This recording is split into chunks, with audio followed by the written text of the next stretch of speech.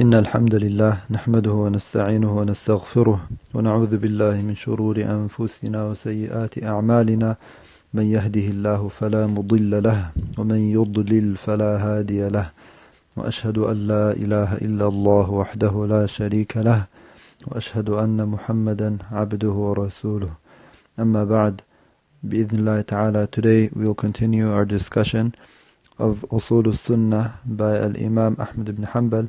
And today we'll start talking about the third principle, الأصل الثالث وترك الخصومات والجلوس مع أصحاب الأهواء وترك المراء والجدل والخصومات في الدين. The third principle states that it states to leave off argumentative debates, الخصومات والجلوس مع أصحاب الأهواء, and sitting with the people of desires, وترك المراء والجدل والخصومات في الدين, and leaving off argumentation and argumentative debates in the religion. From this principle, there are two parts to it.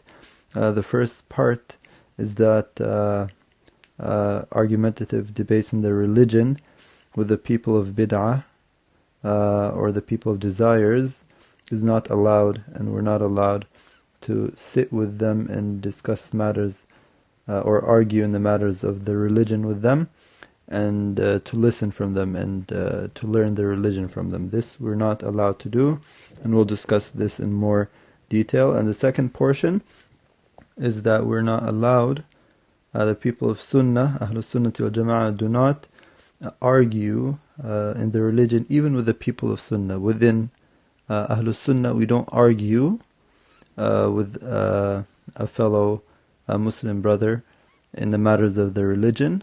Rather, there are shurut, there are conditions for giving the advice to the people of Sunnah, nasiha, munasaha, and we'll discuss this at the end, inshaAllah ta'ala. So the Imam Ahmad says, he mentions here Ashab al-Ahwa. Who are the people of Hawa? Right? Al-Hawa in English we refer to as the desire, or the people of desires, Ashab al-Ahwa, and they are themselves the people of bid'ah. And why is it the case that they are called Ashab al-Ahwa? It's because they follow their desires, and the desire al-hawa is in Arabic mailun nafsi ila ma tuhib, so the soul leaning towards what it likes, and that is al-hawa. And the hawa is mentioned in the Quran in many portions, and Allah Azza wa Jal warns us from following our desires in many locations in the Quran. So again, why are the people of bid'ah or the people of al-ahwa mentioned or together with the hawa? It is because they follow the hawa and they refer to it as the aql, right, the intellect, to understand the religion. And this is prohibited, because we have principles we follow in the religion, which are the Quran and the Sunnah, with the understanding of the pious predecessors, the Salaf. However, the people of Al-Hawa or the people of Bid'ah, they refer to their own desires and their own intellect to understand the religion. Now, what is al-khusumat fi ad-din? ما هي الخصومات في الدين? الخصومات في الدين هي الجدل للمغالبة والمغاضبة. And this is the meaning of al-khusumat.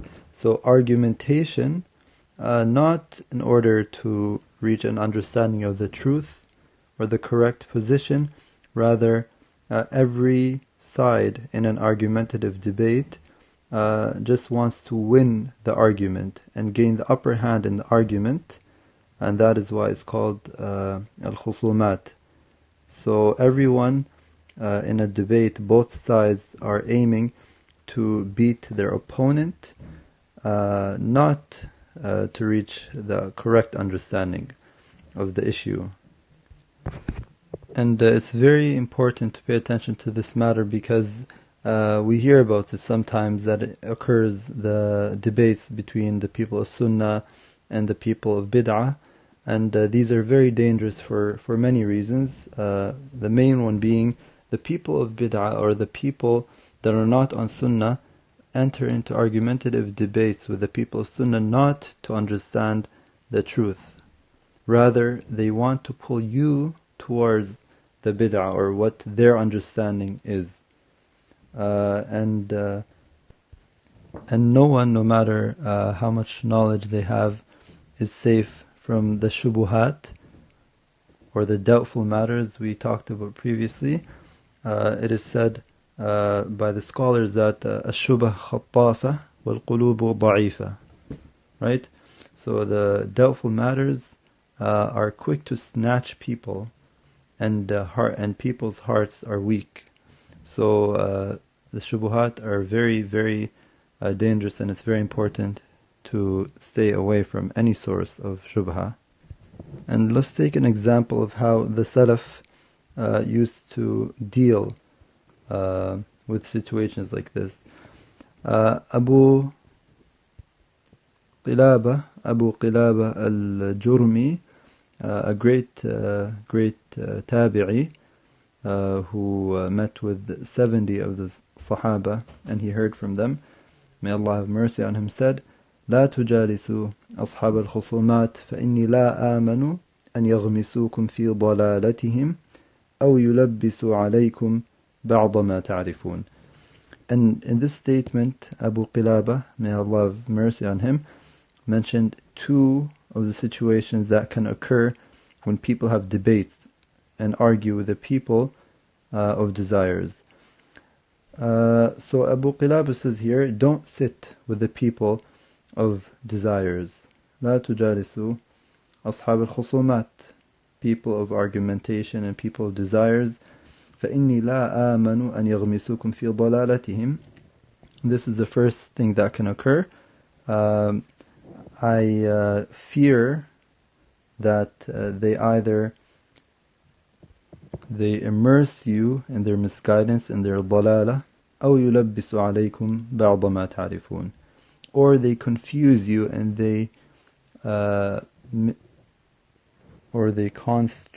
construe some of what you know. So to summarize his statement, what happens when people sit with the people of desires is that they either turn into one of them, or you become confused in what you know, you now have doubts about. And this is the danger of sitting with the people of al-khusumat. And it's very also important to keep in mind that we are not allowed to learn our religion with people who have people who are known to be Ahlul Bid'ah, or people that are not from Ahlul Sunnah. And this is for a very important reason as well. We cannot say that we can differentiate between the haqq and al-batil. We can't say that I differentiate between truth and misguidance. And in that case, I go and listen to whoever I want, learn the religion from whoever I want.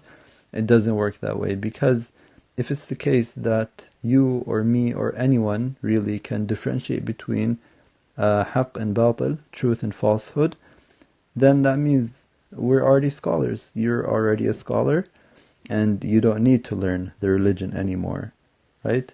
So, and that definitely is not the case.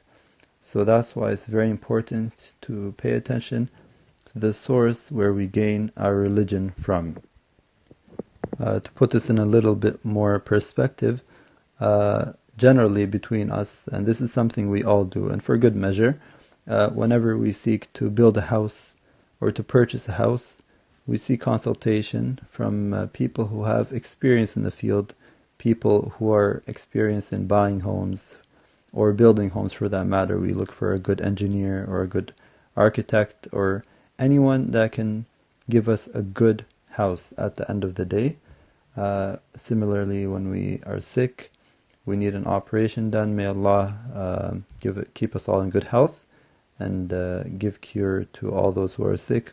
We look around, we ask around for good doctors who are well experienced and well knowledgeable in their field in order to perform the operation, and so on and so forth in all the matters of the dunya. And this is not something bad, this is something good that we should all continue to do. But the issue is that a lot of us, when we go to learn our religion, we don't do our due diligence in looking into who do we take our religion from. Is this person a scholar? Who did he learn from? What is his position in the matters of aqidah? What's his manhaj? And so on and so forth. We have to do a background check, if we can put it that way, to understand who it is we're learning our religion from. Because our religion is more important than our own physical bodies, right?